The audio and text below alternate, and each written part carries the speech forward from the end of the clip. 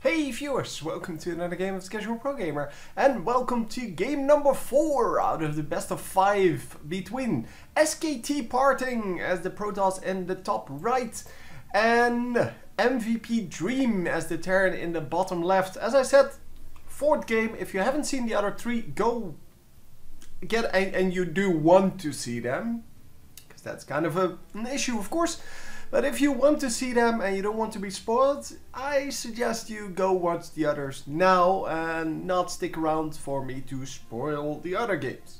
Because I am going to. Anyway, yeah, well, it is game number 4, so it is 2 against 1. And currently, yeah, we are in the position for one of them to go through and... yeah, no, I'm not going to spoil it. Never mind. Never mind. I'm not going to spoil who is ahead. It doesn't really matter. But at the end of the game, you will know. So, yeah. Anyway, we see the barracks coming up. We see the gateway coming up. All super standard. And we have the scout coming out. And we have a little bit of lag. But that is all right because there's nothing to see anyway. Hopefully that will not stick around. And hopefully we will just be able to do this without any further lag. I think this game wants to run in 1080p. I keep setting it to 720, but then every time I restart it, it goes back to 1080. And that is why the lag occurs, because I don't have a supercomputer like some of the other casters, because I simply cannot afford it. Maybe at some point if I get more viewers, I can actually afford it, because more viewers means more views, and more views means more money, and the money isn't great, but yeah, if you have enough viewers, obviously, or if you have enough views rather, obviously you can make a pretty decent amount of money off of it. So as you can see, currently, yeah, we have a scout in this base, we have a scout coming in over here, but not actually managing to get in. And yeah, that is pretty standard because, well, unless you scout the right base straight away as the Protoss player, you cannot get into the Terran base, or because the Terran will have warded off. So it seems that the Protoss player did not know they would spawn cross positions, but the Terran player did know they would spawn cross positions, because he ran straight to the other side. And yeah, that's surprising. That is surprising, because I would normally assume that, well, the Protoss player would know such a thing as well, or that the Terran player would not scout cross positions first. But he is still scouting. He's trying to find out whether there are proxies anywhere, but obviously will not find any because there are none. So currently, new base coming up for both of them. The command center almost done. The Nexus still has a pretty long way to go. We are at 82, yeah, so 40 seconds behind on that. But yeah, 40 seconds should not be too much of a problem.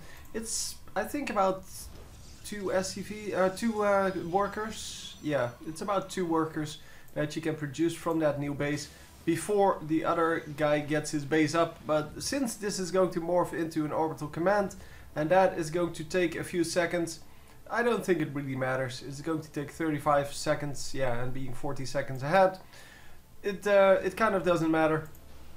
But yeah, that 40-second window does actually result in him getting a free orbital command out of this, instead of having to sacrifice 2 of the SCVs for that. But yeah, well, it's all good, it's all good.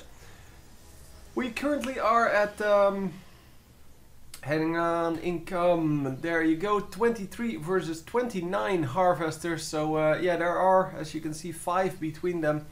And yeah, the Protoss player is ahead because of the chrono boost. But, well, the Terran player did get the chance to pump out some more, because he has two command centers going. And, well, you can figure it out for yourself for the rest. Anyhow, we take out this this small little thing. I don't know why, because it's really not in the way. And yeah, we see that a lot. We see people taking it out quite often. It's yeah, it's kind of something to do, I guess. It does allow you to at least wall it off if you want to, but yeah, it's not necessarily something that you want to do. I haven't seen it be useful in quite a while. I don't think that anyone ever walls it off. Anyway, we have some gateways coming up here, and a new pylon, but a lot of gateways out. Currently has 6 gateways out. Yeah, that means that he's going full on with these low-tech units, not building any high-tech units, and yeah, that can either go very well nicely, or it goes completely the other way. It depends on whether or not the Terran player here is expecting it, and he is building lots of bunkers, which means he is expecting it. I don't know how he scouted this, but he is expecting to have well, the kind of small units coming in. There's a whole bunker in a force field. I don't know if it can actually shoot if it's in a force field. It seems that it can still shoot. Okay, that's kind of cute. So they're trying to take down the bunker without losing anyone. Well, not so much. Sorry, not without losing anyone, without it getting repaired. But yeah, there's going to be a new bunker coming up, and well, with this many bunkers, I don't think it will matter, because he is going to have so much trouble getting through those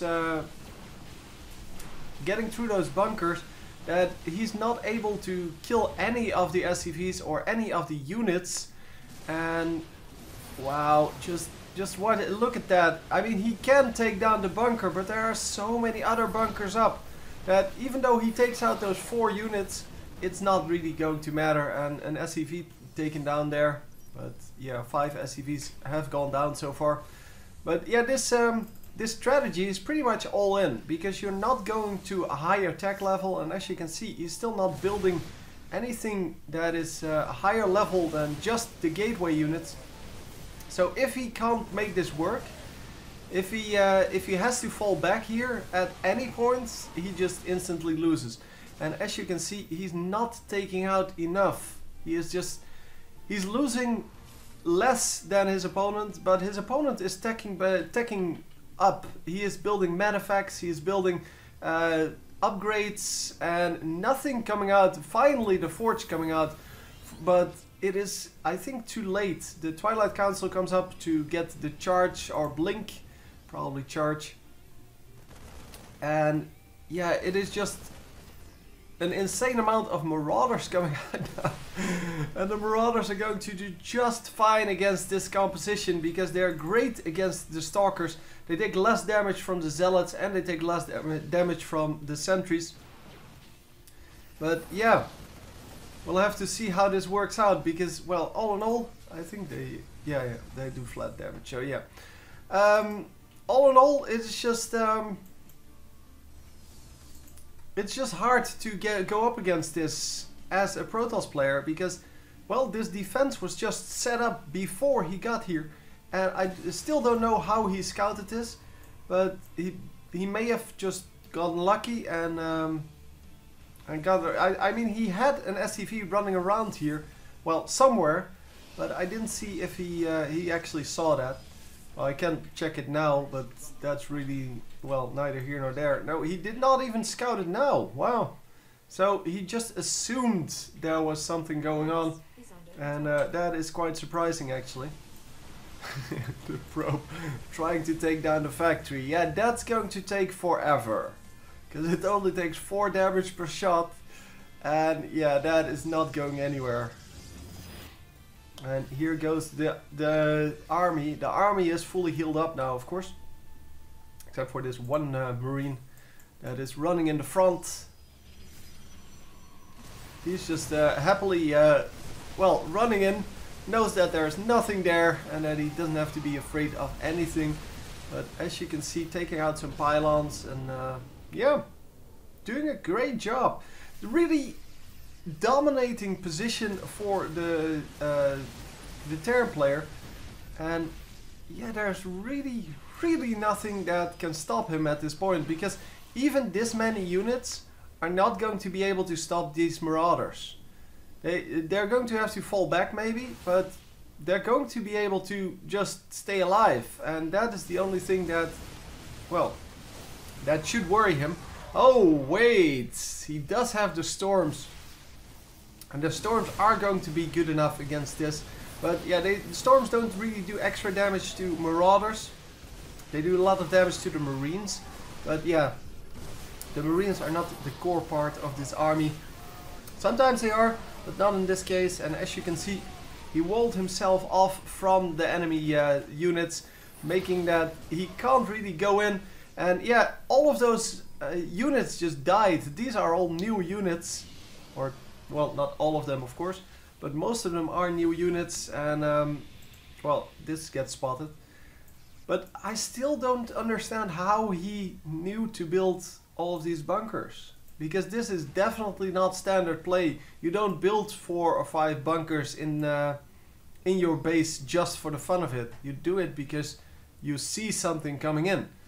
And well, no matter how he spotted it, I don't know how, but no matter how he did, it turned out to be a very good thing. Maybe he did it because he couldn't find the robotics facility.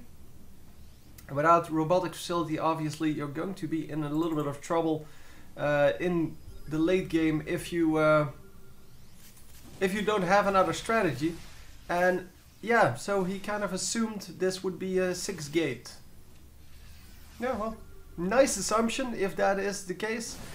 But yeah, it worked out really well for him.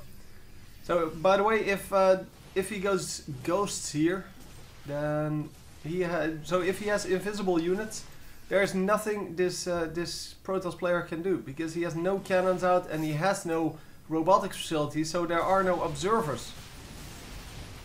And look at that, he took so many shots, man, that Zealot. Zealots, of course, yeah, they're really good against the Marauders.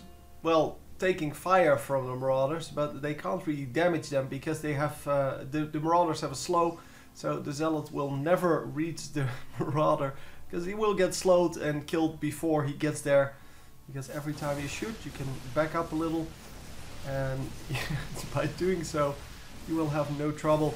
So taking down some of the production facilities here now, and is he going to be able to take out the second one?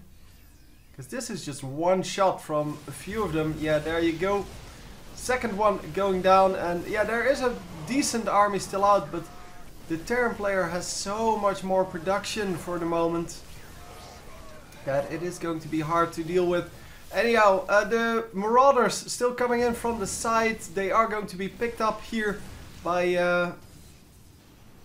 the dropship, sorry, the medevacs, and the medevacs are going to drop them on the high ground, but then pick them back up when the army arrives.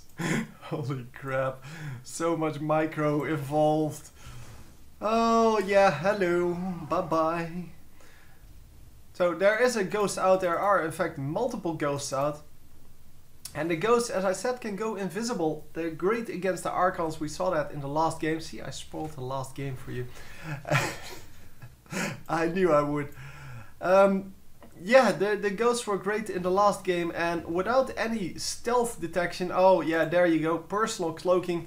But without the stealth detection, there's really nothing he can do against the ghosts, because they are just going to be there and he can't see them. So yeah, what you gonna do, man?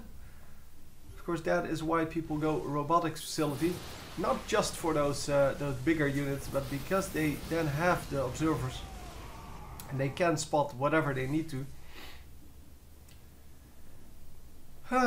So it seems that yeah, the base gets lifted, but yeah, it's still only this army, and I'm really wondering whether he's going to go up in tech. Yeah, there is the robotics facility finally coming up, but I have to figure it's too late. I think he saw the ghost, so he knows that he needs to do this. But yeah, there are only a few warp gates up. Well, actually, no, there are quite a few warp gates up. He rebuilt them, and that might actually work out. So, what's this? 7, 9 total, and then these are, yeah, photon cannons, making sure that the ghosts cannot just invade the base. Because photon cannons, of course, can see ghosts. They normally, yeah, can't shoot them down because, well, the photon cannon is kind of an obvious detector. And that is where the ghost normally comes in. Or, sorry, the observer. Because the observer is, of course, stealth. And with stealth, yeah, you have a much better chance of going undetected. Because you can see but not be seen. And that is exactly the way that's supposed to be. Look at the amount of ghosts. He really wants to make sure that he can take advantage of the fact that there is no observer out. But here is the observer finally overhead. And it is going to... Wow! Holy crap! That was just insane. He knew there was an observer overhead because he probably saw this unit run back before it was actually in vision range. Or something like that. I don't know how he saw that, but that was insane. Because that observer was there for like 2 seconds. And he immediately scans and picks off the observer. Even without having the detection. Obviously, if he had detection with him, which would be a Raven. Well, you would need a Raven. But if he had a Raven here, yeah, I would understand how he knew that. But then you wouldn't need to scan, then again. Yeah, there's another scan going off here, obviously. So maybe he scanned previous to this. It's just that that was kind of an insane move. And he is going to run under this observer. I really don't know how he spotted that, but yeah, I have to figure that he scanned multiple times and this one just hit. This one just looked amazing. So we are going to just run around with our army, and the Protoss in the meantime has gotten an extra base there, but we are getting an extra base here. So Terran player currently at 5 bases, the Protoss player at 4 bases. And yeah, that is normally good enough. Normally you can outfarm someone then, but we'll have to see how that works out.